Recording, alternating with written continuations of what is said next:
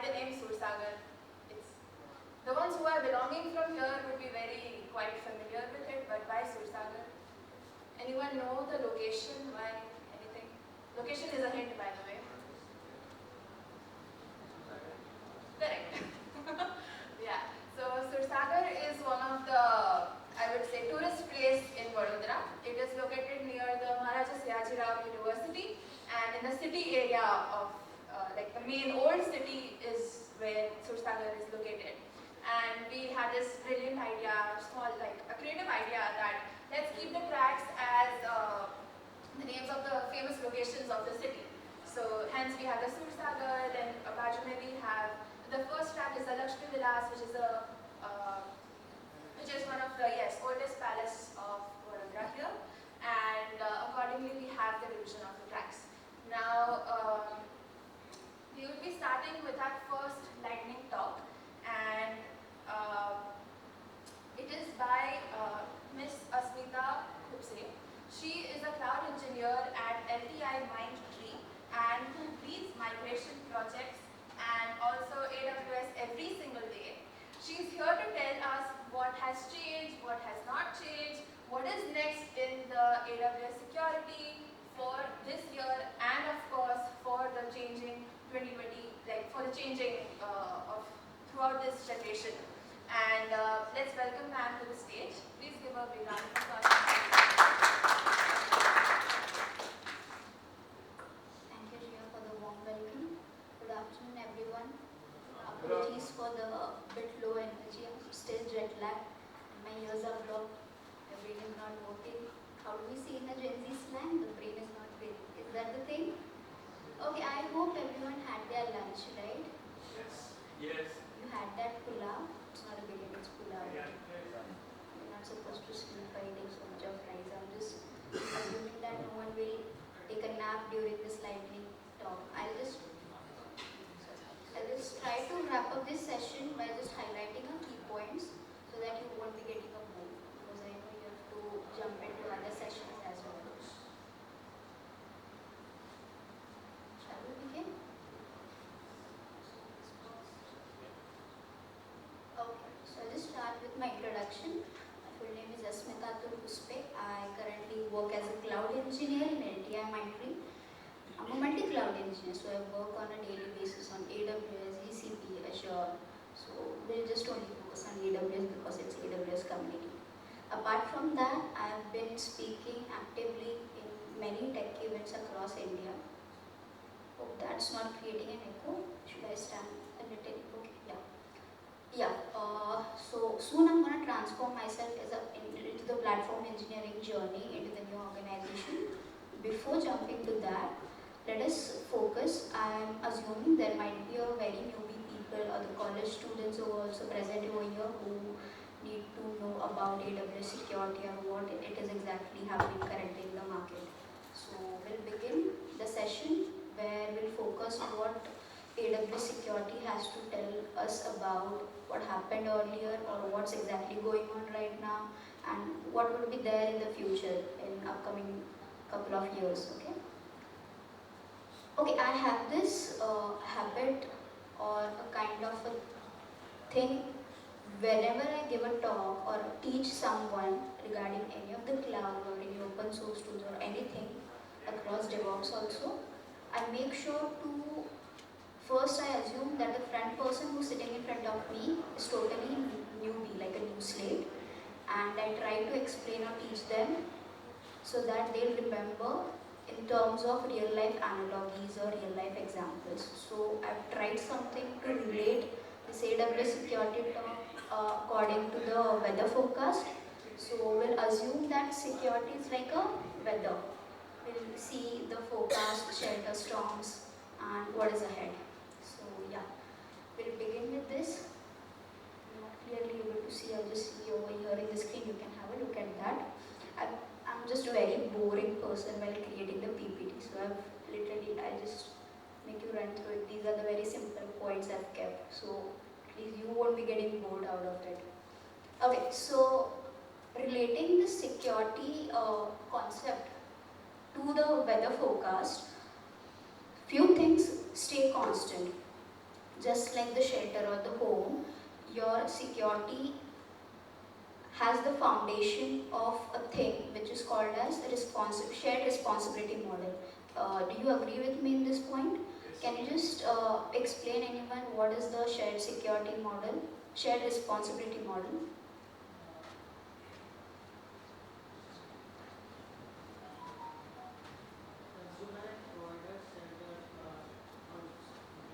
Okay, so yeah, security is like a weather where the base or the foundation of that home of that AWS will relate it into simple words. Assume AWS as your shelter, a home. Okay, so the foundation of that home has the shared responsibility model, and the pillars of it has IAM, identity, access management, the encryption things, the monitoring, logging, observability as the core pillars out of it. So, okay, what are the least privileges and segmentation patching means exactly? The particular thing which AWS has been constantly doing, and it's gonna be there in the future as well, which is not gonna change at all, that we are supposed to take a good practice of the least privileges method. I'll give you a very simple example for the newbies who are totally new to this AWS environment. Assume you have to allocate a particular role, an editor role to the particular subscription. Okay, keep a cloud aside, whether it's AWS, GCP, or Azure. If you wanted to give the user role of the editor to the particular subscription, and instead of that, you have given a owner role, which might he misuses it. Or assume a second scenario where a particular person from your team needs to just have a view access on a resource group, but instead of that, you have given him the whole subscription access with that editing thing. He can just delete or just do anything out of it, right? You wanted to say something? So yeah, this is how you're supposed to make sure that you practice the least privileges methods. Okay, as I discussed, AWS secures the infrastructure, but being an engineer, it's our duty that we secure the workloads and the data which is present over there. Okay, so jumping on to the, okay, but before that, what has also not changed constantly over here is the patching. You might have been observed who's like working on an, being a cloud engineer, working on an AWS, or as a support engineer as well. We have to do patches every month or every week, right? So this is the very common thing which is not going to change in a couple of years as well. This might automate, but this will be there because of the security reasons. Okay, this is the next point, the storms. The storms are not going to be the same. Do you agree with me on this point? Yeah. So these are not going to stay the same. So what AWS is doing right now is enforcing the mandatory multi-factor authentication on each and every root accounts. Okay, I'll repeat it. AWS right now is enforcing mandatory MFA on the each and every root account because the attackers are also very smart. We know that we are using AI and just automating things out of it. Even the attackers are doing it. That's why the amount of DDoS attacks have been increased. Because this AI acts as a shield and also as a weapon. It acts from the both sides as well. Okay? You must have also heard about this. I recently read about this article where how the Amazon July 2025 incident happened and the attack was been generated over there. So yeah, next moving to the smart umbrella, AI and security. Oh, what do people think? What could be this point about smarter umbrella? Yeah, using AI, which acts as an umbrella to save you from that rain. Okay, what else? I want you people to interact.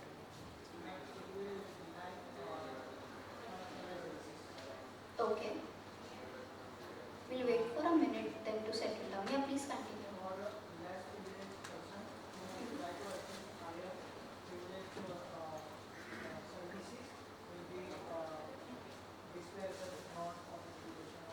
Yeah, for that MFA they are enforcing on every root account. Yeah, got that point. What do you think? Like, what smarter umbrella exactly is?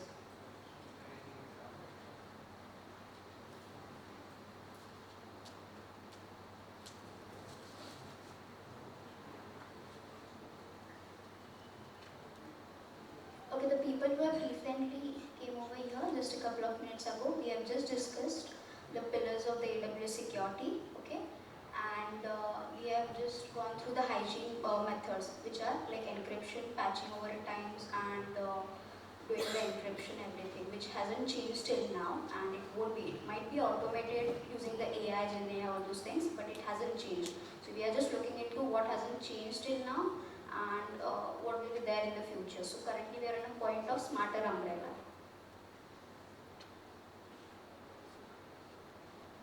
I'm just waiting for an answer from you people. What is smarter umbrella? I'll give a simple example, okay, where you can relate that umbrella. So here, what we can assume it, this AI generated security umbrella won't be waiting for rain to come and happen. Usually what we do, people, just take a real life example. We open the umbrella the moment it starts raining, right? So same goes into the AWS environment as well. It won't be opening that umbrella when a rain happens, means the attack happens. So before that, the cloud once is formed and it is about to rain. At that particular moment itself, the AI generated smarter umbrella will start working. Got it? This is how I was trying to relate. So what exactly happens? Reinforcement learning systems now have been detected, which is like 92 versus 82% statistic currently, as per the real data which I have tried to fetch. And the response time have been made up to 58 to 60 percentage.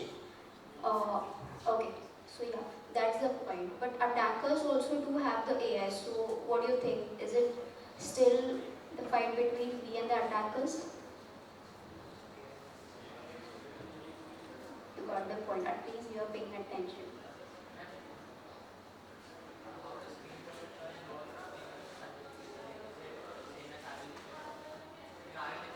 Yeah, correct. Similar to that.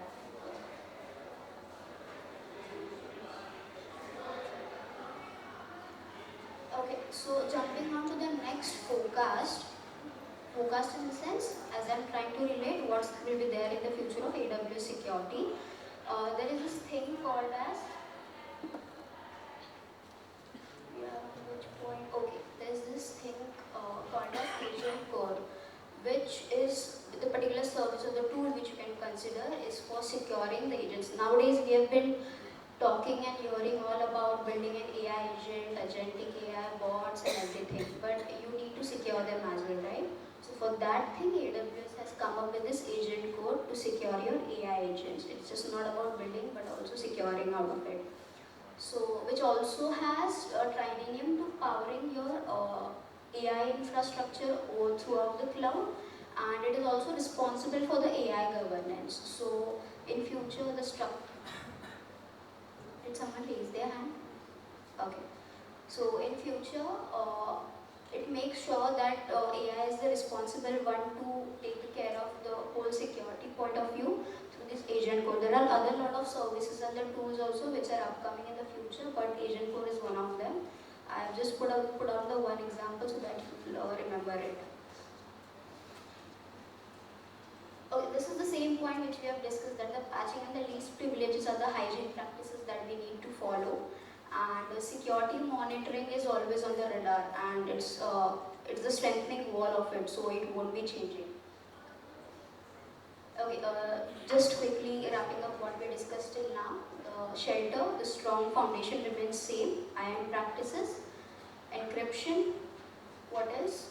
Okay, the storms which we discussed, MFA, AI threats and supply chains out of it. The forecast means what is going to be happen in upcoming years, or what AWS is planning out of it is AI-driven defenses and the governance. Whatever the chatbots or LLM models or agents we are building, we just need to secure out of it. Currently, we are in process of making the world know and learn about the agents and bots. But we have to parallelly make sure that how we secure, we have to learn that as well. So this is what we have been looking forward to. So yeah, that's it from my end, and thank you for joining me in this session.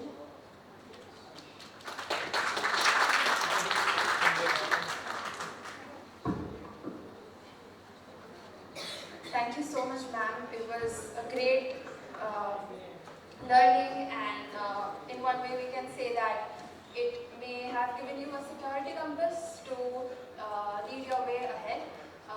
I request Nirmal sir to please felicitate Asmita ma'am.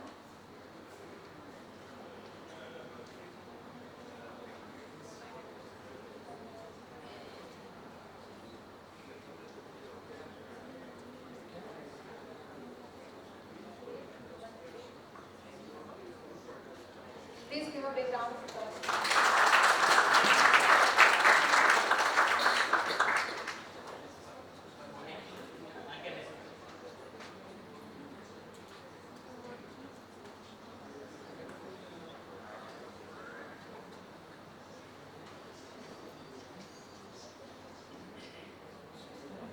Alright, so now next for the track, we have someone who is switching his gears from, let's say, security to data.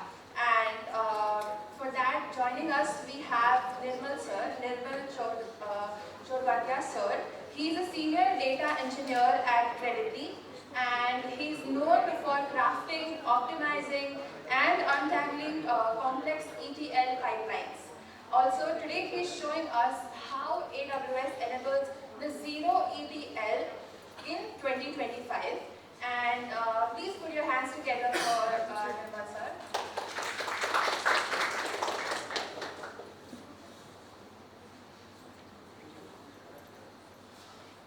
Hi everyone. Hey Kungalaj. Food is good, right? Right. So, hi guys, my name is Nirmal. I'll be talking about Zero-ETL on AWS. And little about me, I'm a 2020 pass out student. I started my career as a cloud engineer. I worked there for full stack cloud engineer for 1 year. Then I joined AWS as a big data engineer. I worked there for almost 3.3 years. Then I joined Credibly in the 2025. Before that, I was ex-AWS Community Builder, and currently I'm running AWS User Group Surat. So, in case you are from Surat and if you would like to share your knowledge, you can contact me.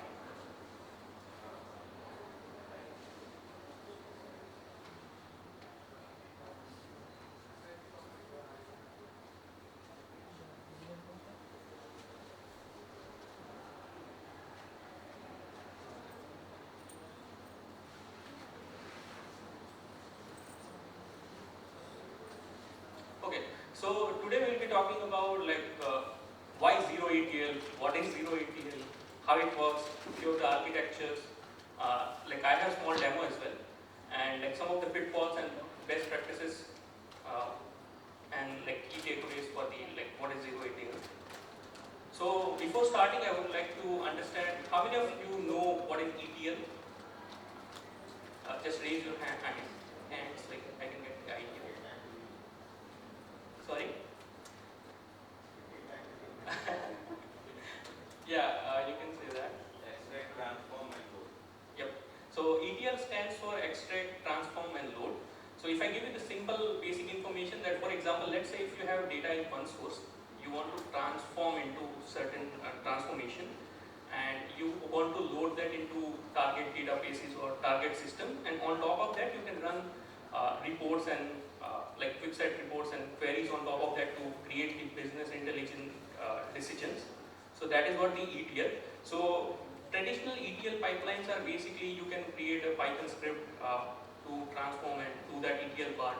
You can have AWS glue jobs that can also help you in that. But the problem with that is, over time our data is also growing. Our glue or ETL pipelines are also getting complex by time and time.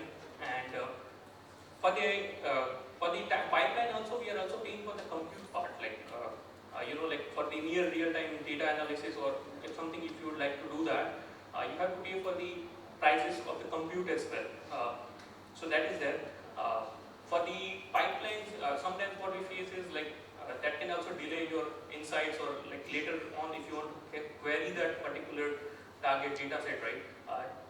For example, if you face certain error in the job, or if a job is not scaling up, that way also you can face some issue related to ETL. So these are traditional ETL methods and complexity around that.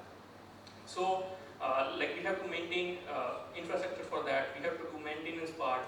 We have to upgrade.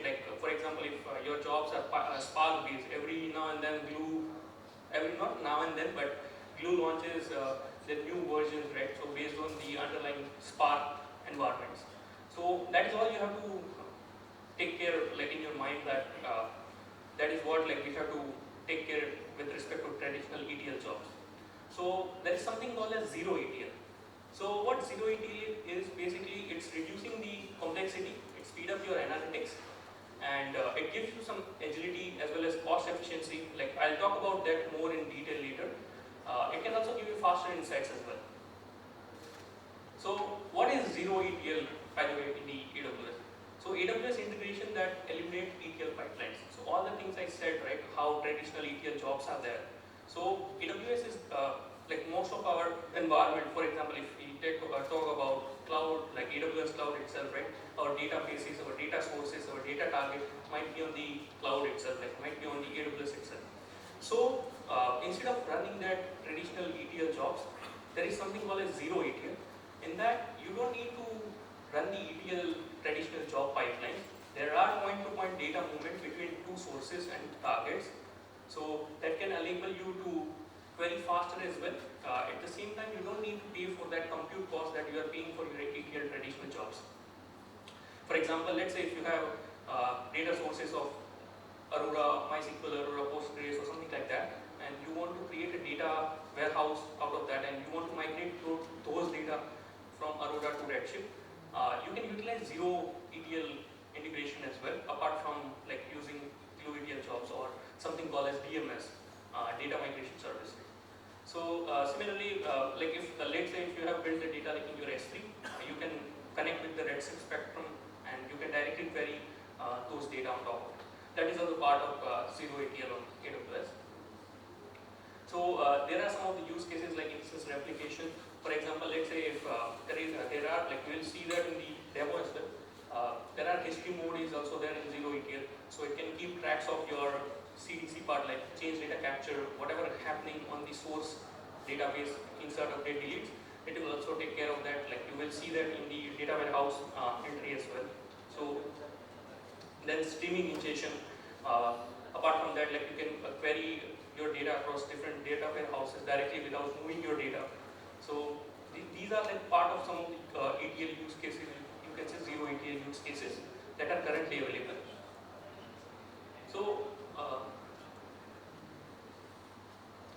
some of the people, what I have seen is in my company itself, we have built our data lake in S3, and what we want to do is instead of transferring all the data or moving the data from S3 data lake, we can directly, if we want to query that on the Redshift spectrum, we can directly create that using Zero-ETL. Similarly, we can go with Aurora and Redshift Zero-ETL as well. So I'll have that in the demo. So we'll talk about that more in detail.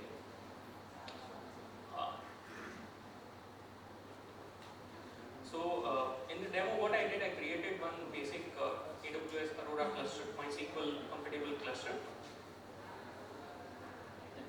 So there are some prerequisites. So before creating the Aurora cluster, or let's say if you have already Aurora cluster created, you have to modify, or you have to create a custom cluster parameter group.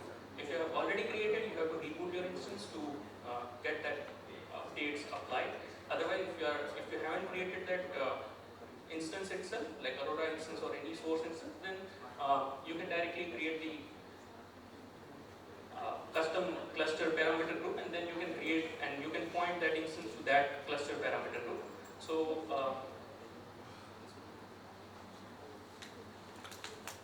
is it visible? Okay.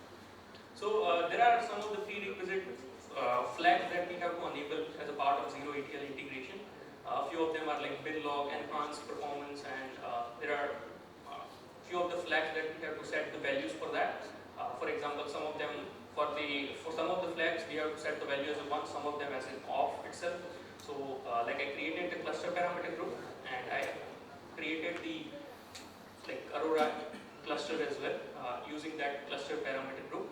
So once we have the source ready, so what I'm doing here is basically I'm moving data from Aurora to Redshift using Zero-ETL. So at the same time, this is my source. Like for the target part, for the Redshift part, what I'll do, I'll create, like we have with the Redshift, we have like serverless option, we have the cluster oriented possibility as well. So in this I have used the serverless cluster. So in that what we have to do, we have to create the workgroup and the namespace to run our Zero-ETL integration. So I'm just showing create workgroup and like we have to specify workgroup and namespace details. We also have to specify like how many like CPUs you can say, not CPUs but basically capacity that your workgroup can assume when you are running or firing your queries.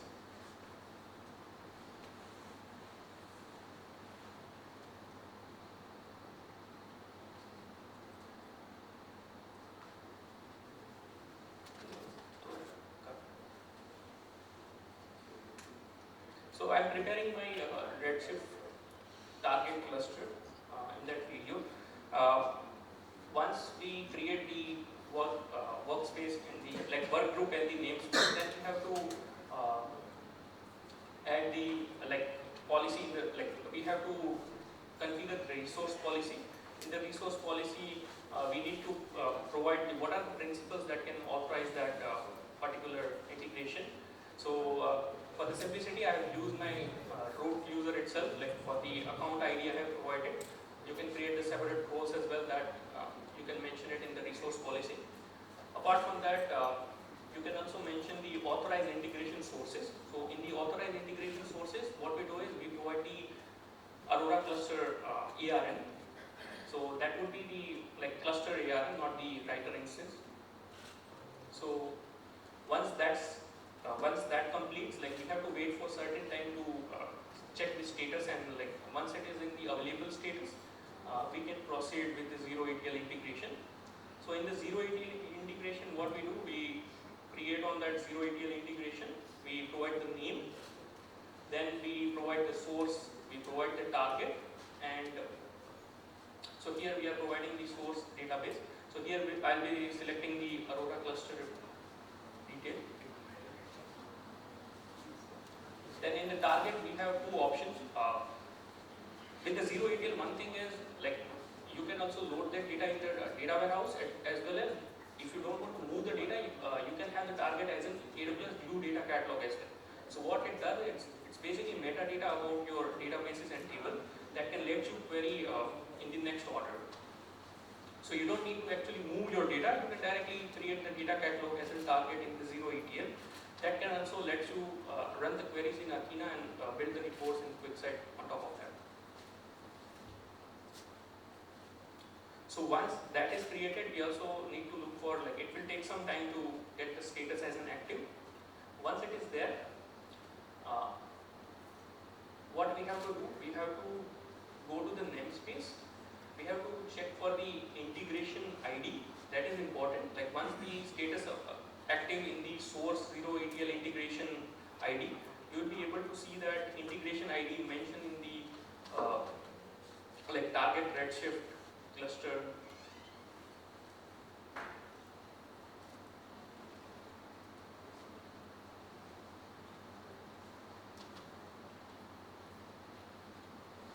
Yep. It will be visible here, like Zero-ETL integration.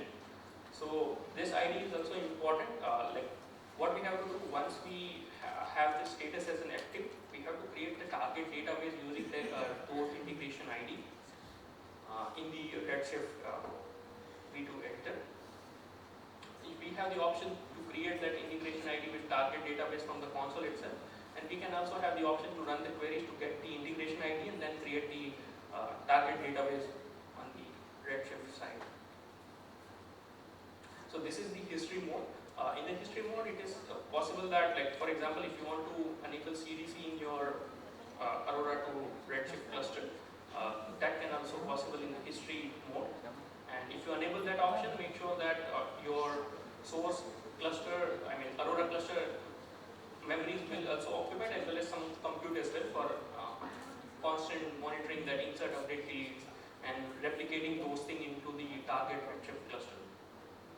So once it is there, once everything looks as active, and once you create the target database using integration ID, we can see that here in the query editor that okay, it has created the serverless integration ID with that target database that we can utilize, like with the federated user or IAM based authentication we can do once that. This is the another way to get the integration ID apart from the console.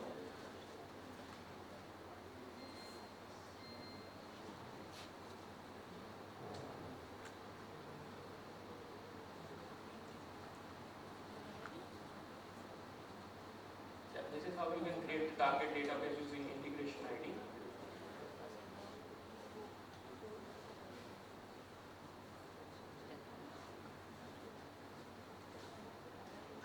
So once it is there, you will be able to see demo as in schema name as in target database as well. So what I did, I connected with that Aurora source Aurora cluster using EC2 instance. I installed MySQL on top of it because I want to run the database queries and all. So what I did, I created one sample database on source cluster. I created tables on top of it and inserted certain values. So we are expecting that this value should be replicated as soon as possible in our target Redshift cluster using Zero-ETL. So once I run that query, I'm just doing select star from table on the target cluster, and you can see those entries were here, like from the source itself. And keep in mind that we are not paying anything for the compute, whatever migration we are doing from Aurora to Redshift here. If you use VMS as compared to this, doing the same thing, you have to pay for the DPU capacity as well. Apart from that, if you run the glue job, for that also you have to pay for the compute capacity. So we can check the metrics as well. If there is any lag is there from tracking between source and target, you can see that in the metrics. You can check how many tables are filled. You can check the table statistics as well. So if we do the refresh, it will show you how many records per sync table is in sync or not, and how many records are there per table that it has replicated. That details also we can see that. So what I did, like we can see that 4 records per sync. So I inserted 2 more entries, and just as soon as I do insert from here, it will be replicated. It's a near real-time replication from Aurora to Redshift. So imagine like if you get near real-time capacity without paying anything, like you can build analysis on top of it. You can create the reports, whatever you can think of.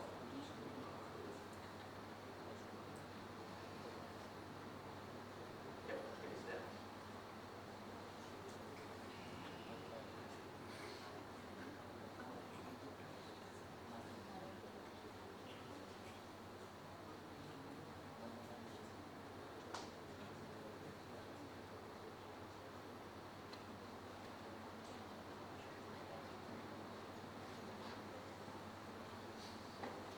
So let's say Zero-ETL does all these things without your pay, but there are some of the challenges. For example, schema drift, right? For example, if your source database is changing the column, renaming the column, right, deleting the column, those are the challenges you still have to solve from your end. Zero-ETL won't help you with that. If there is a high frequency updates, then also you can face, like for example, in the source, if you are facing very frequently like thousands of records updates in the source, that way also you can get the replication lag. So you need to be careful about those. Apart from that, if you need governance, you can utilize lake formation on top of it to provide the access you need based on requirement. We have to monitor the metrics in the CloudWatch, which are available for if our source is lagging or if Zero-ETL is lagging, like what are the tables in which we have to take care. So we can start with the POCs and then like eventually we can go to the production. So if I talk about our recent experience with this itself, so previously we were using DMS to do the same thing from Aurora to cluster, Aurora to Redshift. So like for the DMS also, even if we use serverless, you have to run one DPU at least. So like we connected with AWS and we got the information around that. So we have then implemented the Zero-ETL for our